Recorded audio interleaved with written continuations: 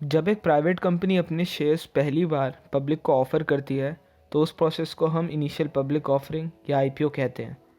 एक कंपनी तब IPO launch करती है जब उस कंपनी को एक्सपेंशन के लिए और कैपिटल की ज़रूरत होती है। आज हम डिटेल में बात करेंगे कि एक कंपनी को आईपीओ की ज़रूरत ही क्यों पड़ती है। आईपीओ से पहले एक कंपनी को प्राइवेट माना जाता है।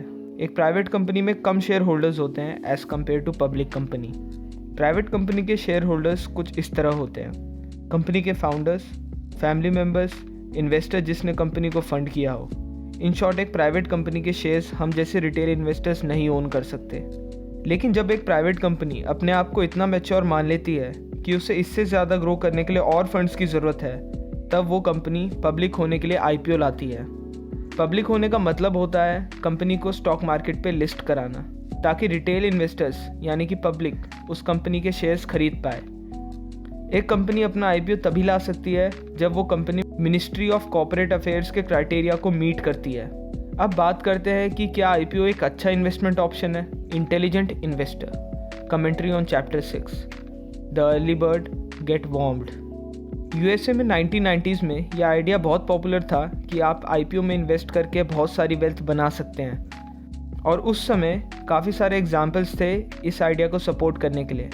जैसे अगर आपने माइक्रोसॉफ्ट के आईपीओ के टाइम पर अगर 100 शेयर्स ही खरीदे होते, जो कि उस समय $2100 के थे, जिसकी आईएनआर में वैल्यू अराउंड 1,54,000 के आसपास है, तो वो $2100 साल 2003 के शुरुआत में ही $7,20,000 हो गए होते, जिसकी वैल्यू आईएनआर में अराउंड 5 करोड़ 30 लाख के आसपास है। और फाइनेंस के प्रोफेसर विलियम और जे रिटर ने ये शो किया था कि अगर आपने $100 यानी कि 73,000 रुपीज़ जनवरी 1960 में हर आईपीओ में लगाए होते और मंथ एंड में सेल कर दिए होते, और ऐसा ही आपने हर आईपीओ में किया होता, तो 2001 तक आपके पोर्टफोलियो की वैल्यू 533 डेसिलियन हो गई होती, जिसकी वैल्यू कुछ इस तरह दिखती है।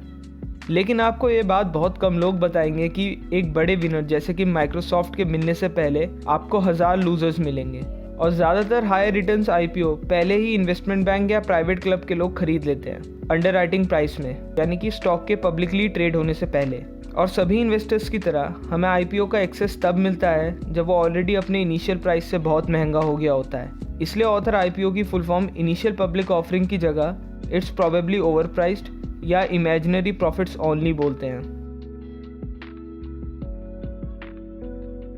हमें आईपीओ को बाय लो और सेल हाई की अपॉर्चुनिटी की तरह नहीं देखना चाहिए। हमें उस कंपनी के आईपीओ को बाय करना चाहिए जिसके अच्छे फंडामेंटल्स हो और वो रीजनेबल प्राइस पे मिल रही हो। तो आज के लिए बस इतना ही, एंड थैंक्स फॉर वॉचिंग।